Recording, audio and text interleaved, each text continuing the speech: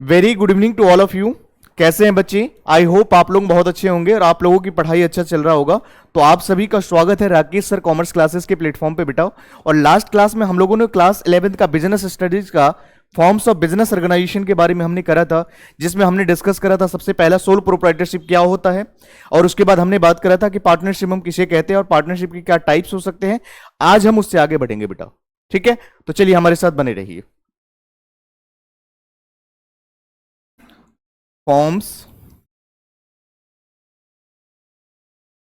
Of business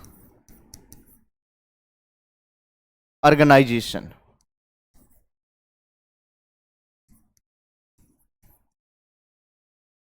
forms of business organisation की बात हम करते हैं, जिसके अंदर हमने ये क्लास 11th का आपका टॉपिक है, जिसके अंदर मैंने डिस्कस करा हुआ है ऑलरेडी कि आपको कंटेंट क्या क्या पढ़ना है। इसके अंदर सबसे पहले आप पढ़ेंगे सोल प्रोप्राइटरशिप क्या होता है,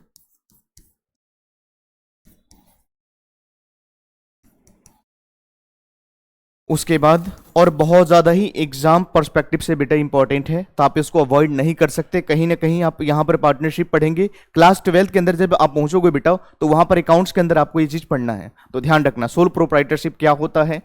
इसके अलावा अगर हम बात करें तो पार्टनरशिप क्या होता है, पार्टनरशिप हम किसे कहते हैं। इसके अलावा अगर हम बात करें, एक होता है ज्वाइंट हिंदू फैमिली बिजनेस। ये क्या होता है? ज्वाइंट हिंदू फैमिली बिजनेस, जिसको हम लिख सकते हैं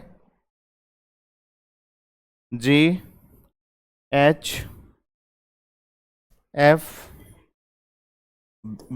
joint Hindu family business.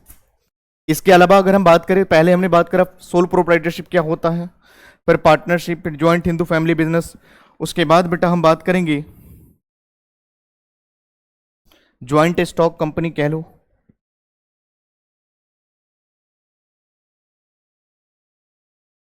Joint stock company बोल लीजिए आप, या आप सिर्फ कंपनी बोलिए।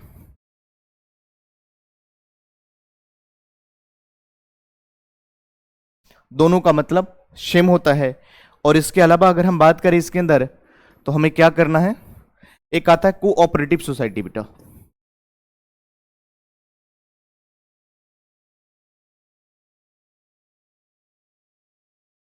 ठीक है, कोऑपरेटिव सोसाइटी।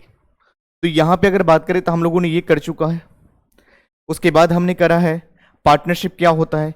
कुछ यहां पर पॉइंट्स रह चुके हैं बेटा, इसके आगे हम आज डिस्कस करते हैं कि क्या होता है पार्टनरशिप, फिर हम आगे आज बढ़ते हैं। चलिए, तो मेरे साथ आप लोग बने रहेंगे। तो लास्ट क्लास में अगर हम बात करें, पार्टनरशिप का टॉपिक चल रहा था, जिसके अंदर अगर हम बात करें, क्योंकि एक बार चैप्टर को स्टार्ट करने से पहले हमें पता होना चाहिए कि हम लोगों ने अभी तक क्या वाइंड अप करा है, हमने क्या अभी तक पढ़ चुके हैं, उससे आगे हमें कैसे बढ़ना है। तो सबसे पहले अगर हम बात करें, तो यहां पर हमने करा है पार्टनरशिप के अंदर मीनिंग क्या होता है, मीनिंग डिस्कस हो चुका है ऑलरेडी। इसके बाद अगर हम बात करें तो types of partners,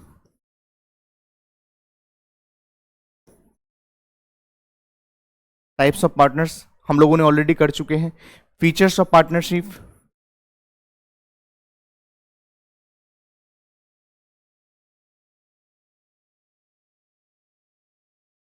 features of partnership. तो चलिए आज हम लोग इससे आगे बढ़ते हैं बेटा, ठीक है? चलिए आज हम बात करेंगे पार्टनरशिप के अंदर कि पार्टनरशिप की अगर हम बात करें, तो यहां पर ड्यूरेशन के अकॉर्डिंग कैसे क्लासिफिकेशन ऑफ पार्टनरशिप। आइए हेडिंग को लिखेंगे,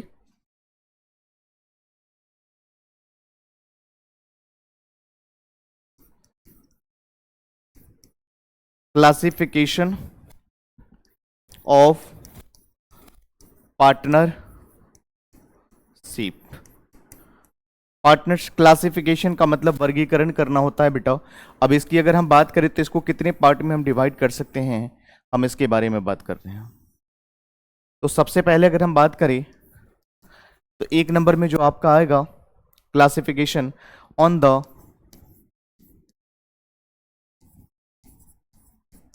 basis of duration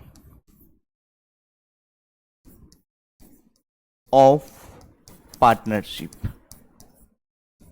partnership duration के अकॉर्डिंग कैसे हम इसको डिवाइड करेंगे, on the basis of duration of partnership.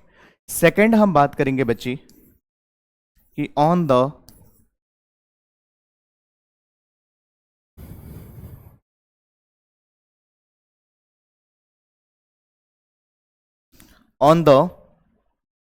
Liability.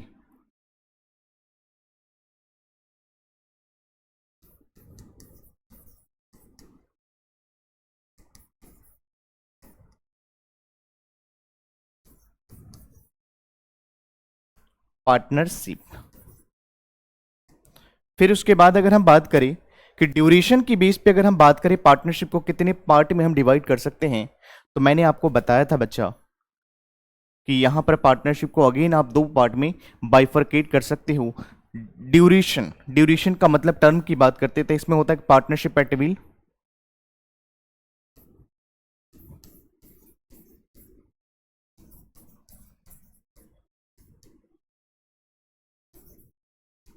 ये चैप्टर बहुत बड़ा वास्ट है और बहुत बड़ा चैप्टर है, आप इसको अवॉइड नहीं कर सकते, यहां से नंबर आते हैं।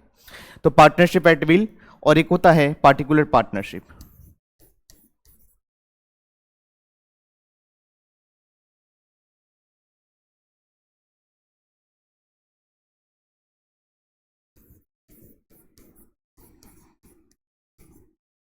पार्टनरशिप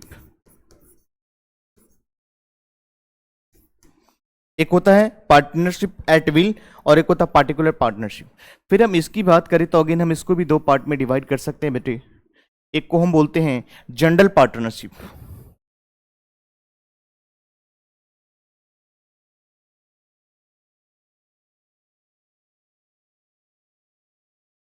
और एक को हम कहते हैं बेटा लिमिटेड।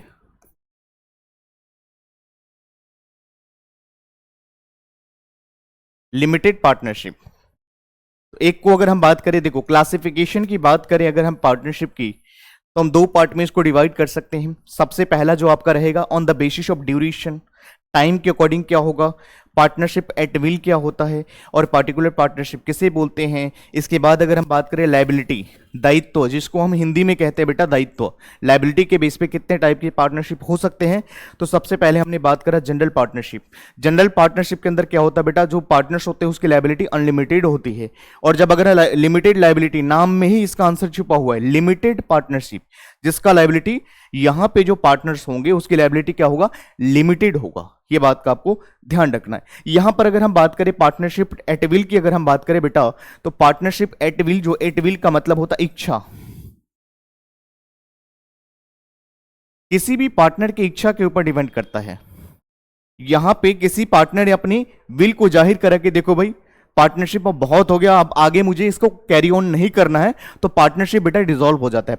आपको एक चीज का पता होना चाहिए कि पार्टनरशिप जो है एग्रीमेंट के बेस पर चलता है। एग्रीमेंट के थ्रू अगर पार्टनरशिप बनाया जाता है तो एग्रीमेंट के थ्रू इसको खत्म भी किया जाता है। आपको एक चीज पता होना चाहिए कि यहां पर एक भी अगर पार्टनर ने अपनी विल दिखाया कि मुझे अब पार्टनरशिप को आगे कैरी ऑन नहीं करना है, तो पार्टनरशिप डिसॉल्व हो जाता है। और पर्टिकुलर पार्टनरशिप की अगर हम बात करें बेटा, तो यहां पर क्या होता है, कोई भी पर्टिकुलर पार्टनरशिप एक ऐसा पार्टनरशिप होता है जिसके लिए एक ऑब्जेक्ट बना जाता है कि इतने साल के लिए कॉन्ट्रैक्ट रहेगा। रोड बनाने के लिए, ब्रिजेस बनाने के लिए, डैम बनाने के लिए आपने कॉन्ट्रैक्ट लिया, मैंने एग्जांपल के रूप में लिया सिर्फ फॉर एग्जांपल, रोड बनाने के लिए, ब्रिजेस बनाने के लिए, डैम बनाने के लिए आपने कॉन्ट्रैक्ट लिया कि ये कॉन्ट्रैक्ट 5 साल के लिए बनाया गया है, तो ये 5 साल के बाद कॉन्ट्रैक्ट ऑटोमेटिक खत्म हो जाएगा। हम इसको बोलते हैं पार्टिकुलर पार्टनरशिप। उसका पार्टिकुलर एक ऑब्जेक्ट होता है, एक ड्यूरेशन होता है, उसके बाद कॉन्ट्रैक्ट ऑटोमेटिक डिसॉल्व हो जाता है। तो हम इसको क्या कहते हैं, पार्टिकुलर पार्टनरशिप और पार्टनरशिप एट विल। तो ये क्लियर है। जनरल पार्टनरशिप की अगर बात करें तो जनरल पार्टनरशिप एक ऐसा पार्टनर, जनरली क्या होता है, जनरली अगर हम बात करें पार्टनरशिप के अंदर जो पार्टनर्स होते हैं उसकी लायबिलिटी अनलिमिटेड होती है।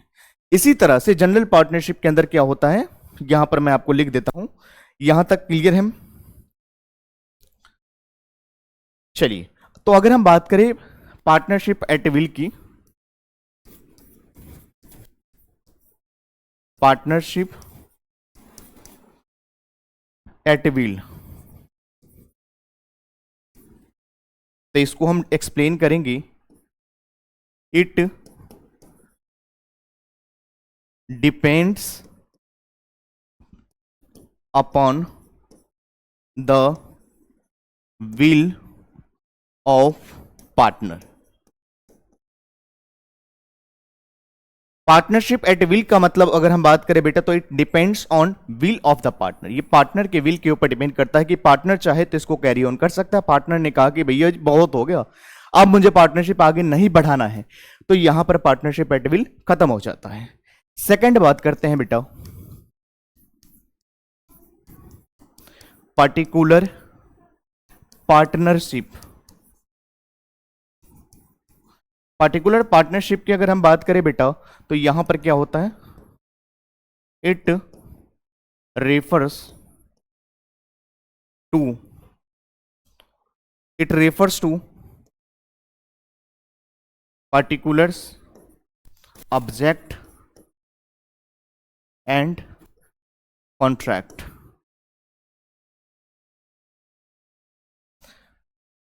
यहां पर अगर बात करें, it refers to particular object और contract will mention in contract. तो यहां पर बेटा अगर हम बात करें तो ऑब्जेक्ट लिखा होता है, जैसे for example 5 years, 10 years etcetera. तो अगर हम बात करें यहां पर बच्चों, तो 5 साल के लिए कॉन्ट्रैक्ट अगर बनाया गया है, कोई ऑब्जेक्ट है, कोई पार्टिकुलर पर्पज है, जैसे ही वो पर्पज कंप्लीट होता है, आपका पार्टनरशिप एट पर्टिकुलर पार्टनरशिप आपका ऑटोमेटिकली डिसॉल्व हो जाएगा। क्लियर है? तो चलिए अब हम बात करते हैं कि general partnership.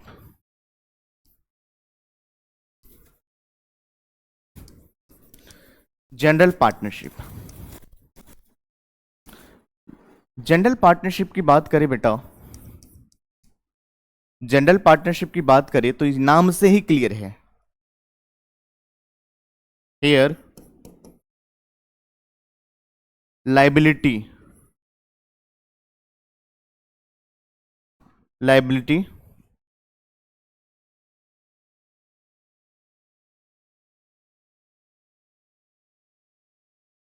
Liability of all partners are unlimited. यहां पर जो पार्टनर्स होते हैं बेटा, इन सभी की लायबिलिटी क्या होता है, अनलिमिटेड होती है। तो ये पॉइंट का आपको विशेष ध्यान रखना है।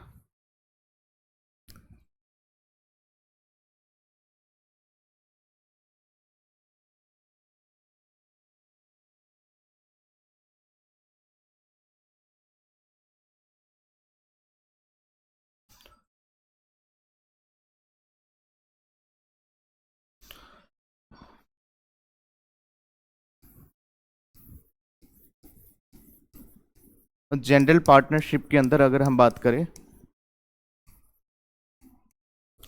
तो यहां नाम से ही क्लियर है,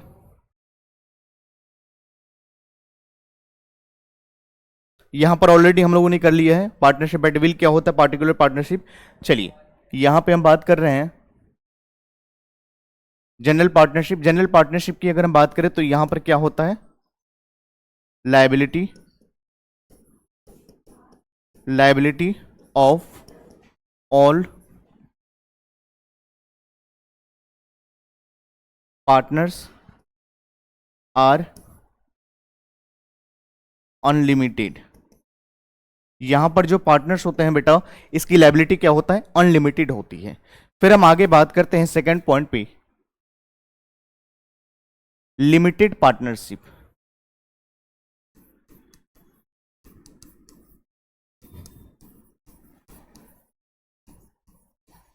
नाम में ही इसका आंसर छुपा हुआ है, लिमिटेड।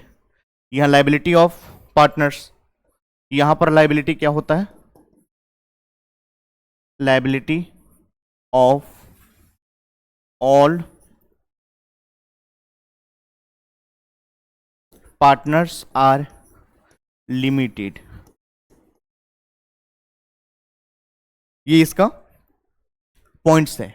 यहां तक क्या क्लियर है पॉइंट्स बेटा? अगर हम बात करें पार्टिकुलर जनरल पार्टनरशिप, देखो नाम में ही इसका आंसर छुपा छुपा हुआ है कि यहां पर जो पार्टनर्स होंगे उसकी लायबिलिटी क्या होगा बेटा? अनलिमिटेड होगा। फिर हम अगर बात करें लिमिटेड लायबिलिटी, यहां नाम में ही इसका आंसर छुपा हुआ है कि इसकी लायबिलिटी क्या होगा? लिमिटेड होगा। यहां तक क्या क्लियर है पॉइंट्स? चलिए अब आगे हम बात करते हैं कि पार्टनरशिप डीड क्या होता है, और इसके बाद बात करेंगे रजिस्ट्रेशन को लेकर के। चलिए, partnership deed, explain partner deed. चलिए अब हम बात करते हैं कि पार्टनरशिप डीड हम किसको बोलते हैं बेटा। पार्टनरशिप डीड की अगर बात करें बेटा सिंपली वर्ड्स में, तो डीड का मतलब होता है एक रिटेन डॉक्यूमेंट। क्या है? एक रिटेन डॉक्यूमेंट्स। ये बेटा एक लिखित रूप में एक डॉक्यूमेंट्स होती है जिसके अंदर क्या क्या कंटेंट्स कवर की जाती है, मैं उसके बारे में डिस्कस कर रहा हूं। तो चलिए मैं सिंपली वहां पर लिख दिया हूं,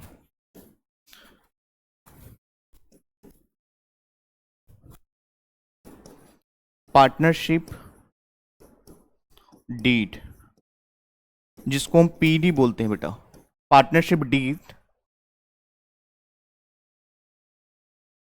contains it is a written documents, it is a written document, it is a written document, partnership deed contains, it is a written documents which cover, जिसके अंदर क्या क्या कवर की जाती है, name of the form,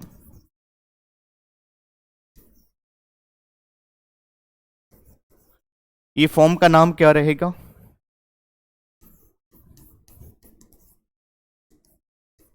principal place of business, principal place of business. इसके बाद अगर हम बात करें capital contributed by each partner, जितने भी पार्टनर्स है, कौन पार्टनर कितना कैपिटल लेकर गया, कितने पैसा इन्वेस्ट करेगा पार्टनरशिप में, सब कुछ लिखा होता है। तो सिंपली अगर बोले बेटा तो name of the form, form का नाम क्या रखा जाएगा, प्रिंसिपल प्लेस ऑफ बिजनेस, ये बिजनेस किस लोकेशन पे करी जाएगी, इसके अलावा अगर हम बात करें तो इसमें कितना कैपिटल कौन पार्टनर इन्वेस्ट करेगा, ये सभी चीज डॉक्यूमेंट बेटा इसमें लिखा होता है। हम इस डॉक्यूमेंट को कहते हैं, जिस फॉर्मेट में लिखा होता है, जिस प्रोफाइल पे लिखा होता है, हम उसको कहते हैं पार्टनरशिप डीड। इसके अलावा ये भी इसमें मेंशन होता है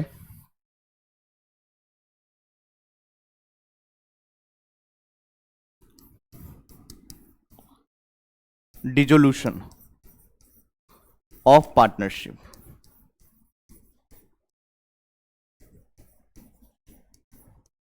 कितने साल तक पार्टनरशिप चलेगा, क्या कितने साल कवर करेंगे हम, ये सारा कुछ। डिसोल्यूशन का मतलब होता है बेटा पार्टनरशिप का खत्म हो जाना, दी एंड हो जाना, कहानी खत्म। पार्टनरशिप की शुरुआत एग्रीमेंट के थ्रू होती है और एग्रीमेंट के थ्रू हम खत्म भी करते हैं। जैसे कंपनी की बात करें तो कंपनी में क्या होता है, कंपनी के अंदर हम क्या करते हैं, कंपनी बनाया जाता है, it is created by law, इसको लॉ बनाता है तो खत्म भी इसको लॉ ही करता है, एग्जिस्टेंस ऑफ लॉ। जबकि पार्टनरशिप की बात करें तो partnership start from partners, agreement के थ्रू हम करते हैं, तो इसको एग्रीमेंट के थ्रू हम खत्म भी कर सकते हैं, डिसॉल्व भी कर सकते हैं। तो इसके बारे में बताया गया बेटा। यहां तक क्या पॉइंट्स क्लियर है? तो चलिए मैं आगे आपको बताने वाला हूं, वो पॉइंट्स को हम बात करेंगे, और बहुत ज्यादा इंपॉर्टेंट है फ्रॉम एग्जाम परस्पेक्टिव। हम अगर बात करें registration, registration of partnership form, यहां पर यह बताया गया है कि रजिस्ट्रेशन ऑफ पार्टनरशिप फॉर्म, सबसे पहले हम बात करें, क्या फॉर्म को रजिस्ट्रेशन कराना क्या मैंडेटरी है, क्या कंपलसरी है? नहीं बेटा, ये कंपलसरी नहीं है, ये ऑप्शनल है।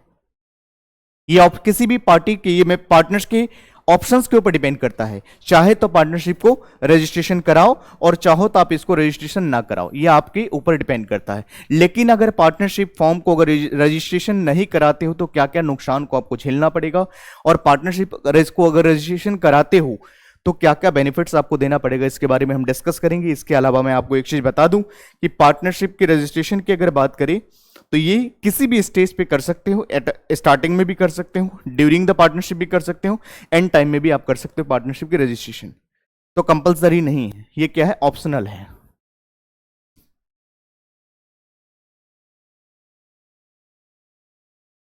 ये ऑप्शनल है, समझ गए? तो रजिस्ट्रेशन की बात करें, और रजिस्ट्रेशन कहां कराना पड़ेगा? सबसे पहली बात तो बेटा एक बात का ध्यान रखें, पार्टनरशिप की रजिस्ट्रेशन कराना ऑप्शनल है। उसके बाद अगर हम बात करें सेकंड में, तो इसको रजिस्ट्रेशन कहां पे कराना पड़ेगा? तो registrar of the form,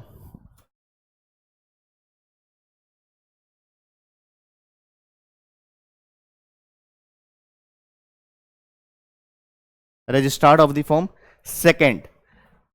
third में हम रजिस्ट्रेशन कभी भी करा सकते हैं, registration of any stage,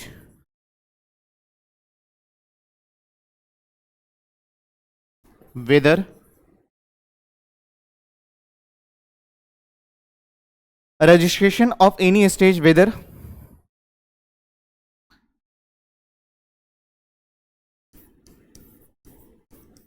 starting of partnership. इसके अलावा अगर हम बात करें बेटा, स्टार्टिंग में भी करा सकते हो, ड्यूरिंग द पार्टनरशिप भी करा सकते हो,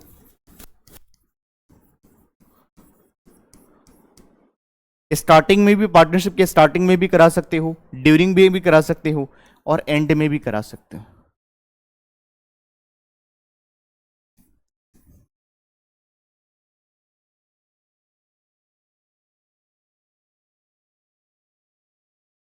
तो आप किसी भी स्टेज में इसको करा सकते हो। तो ये बात का आपका ध्यान रखना है, कहां पे करा, ये ऑप्शनल है। अगर मान लो यहां पर अगर पार्टनरशिप की अगर रजिस्ट्रेशन नहीं कराते हो तो क्या क्या आपको नुकसान को झेलना पड़ेगा, जिसको हम कह सकते हैं दूसरे शब्दों में कि registration consequences of non registration of partnership, क्या क्या कंसिक्वेंसेस को आपको झेलना पड़ेगा अगर पार्टनरशिप फॉर्म को रजिस्ट्रेशन नहीं कराते हो। तो एक बार ये पॉइंट को भी लिख लो,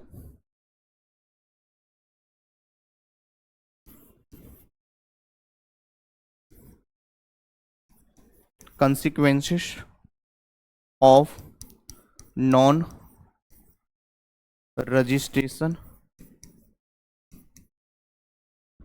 of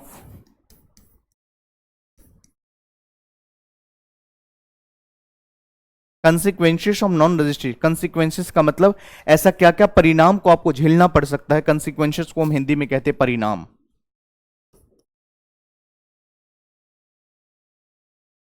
क्या क्या परिणाम, क्या क्या कंसिक्वेंसेस को आपको झेलना पड़ेगा अगर आप आपकी पार्टनरशिप को रजिस्ट्रेशन अगर आपने नहीं कराया, तो क्या क्या परेशानी को सामना करना पड़ सकता है। तो यहां पर अगर हम बात करें, तो अगर हम यहां पर बात करें बच्चे की क्या क्या कंसिक्वेंसेस को सामना पड़ेगा, तो एक पार्टनर्स दूसरे पार्टनर्स के ऊपर, अगर हम यहां पर अगर बात करें कंसिक्वेंसेस की, तो यहां पर क्या करना पड़ेगा, अगर मान लीजिए पार्टनर्स को पेमेंट नहीं मिला, सैलरी नहीं मिला, तो अगर पार्टनर्स चाहे तो केस कर सकता है किसके खिलाफ, कंपनी के खिलाफ, पार्टनरशिप के खिलाफ। लेकिन अगर मान लीजिए अगर वहां पे अगर पार्टनर्स के राइट्स अगर ड्यूटी में अगर कोई भी इफेक्ट होता है तो उसके लिए क्या होगा, पार्टनरशिप पे वो केस कर सकता है। एक पार्टनर्स दूसरे पार्टनर्स के ऊपर केस नहीं कर सकता है। कुछ यहां पर नुकसान को झेलना पड़ेगा अगर कंसिक्वेंसेस अगर आप नहीं कराओगे। और इसके अलावा अगर हम बात करें तो नॉन नॉन रजिस्ट्रेशन, इसको दूसरे शब्दों में कह सकते हैं कि कंसिक्वेंसेस ऑफ नॉन रजिस्ट्रेशन का मतलब होता है कि आपने पार्टनरशिप नहीं कराया, तो यहां पर एक पार्टनर दूसरे पार्टनर के ऊपर केस नहीं कर सकता है। इसके अलावा फॉर्म जो अगर मान लो सामान सप्लाई गुड्स को सप्लाई किया है और अगर क्रेडिट डेटर से अगर कुछ पेमेंट लेना है तो वहां पर पेमेंट वो रिसीव नहीं कर सकता है, ओनली 100 रुपीज का सेटअप कर सकता है, जो लॉ के अंदर मेंशन है। इतना डेप्थ में आपको जाने की जरूरत नहीं है, तो इतना आप मान करके समझ लो, इतना मान के चलो कि consequences of non registration of form की अगर हम बात करें तो कंसिक्वेंसेस का मतलब होता है कि अगर आप फॉर्म को रजिस्ट्रेशन नहीं कराते हो तो कुछ नुकसान को सामना करना पड़ सकता है, जैसे कि एक पार्टनर्स दूसरे पार्टनर्स के ऊपर केस नहीं कर सकता है। अगर मान लो फॉर्म को अगर मान लो किसी बाहर डेटर से अगर पैसा लेना है तो रिकवर नहीं कर सकते, चाहे तो रिकवर नहीं कर सकते, वो नहीं भी ले सकते हैं। रीजन बिहाइंड कि यहां पर उसका फॉर्म क्या अनरजिस्टर्ड फॉर्म है, अनरजिस्टर्ड फॉर्म। इसके दूसरे शब्दों में मैं लिख देता हूं कि कंसिक्वेंसेस की अगर बात करें तो unregistered form, unregistered form can not sue each other। अगर फॉर्म अनरजिस्टर्ड है तो किसी के ऊपर केस नहीं कर सकता है कोई भी, अगर चाहे तो वो पेमेंट अगर नहीं देना चाहे, अगर उसको डेटर अगर पेमेंट नहीं देना चाहे तो उसको रिसीव नहीं कर सकता है, क्योंकि इसका फॉर्म क्या है अनरजिस्टर्ड। तो ये थोड़ा बहुत क्या है नुकसान को झेलना पड़ सकता है। तो यहां तक आपको डिस्कस करना है जो मैंने अभी तक आज की क्लासेस में बताया। बाकी हम लोग जो है यहां पे कुछ पॉइंट्स रह गया है, जैसे कि अगर हम बात करें तो सोल प्रोप्राइटरशिप मैंने ऑलरेडी करा चुका हूं,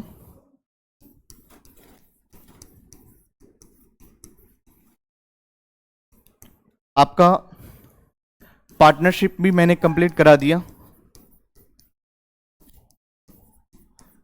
अब आपका रह गया कोऑपरेटिव सोसाइटी और ज्वाइंट स्टॉक कंपनी, और इसके बाद ज्वाइंट हिंदू फैमिली बिजनेस। बहुत बड़ा चैप्टर है, बाकी हम लोग डिस्कस करेंगे नेक्स्ट क्लास में। Thank you so much.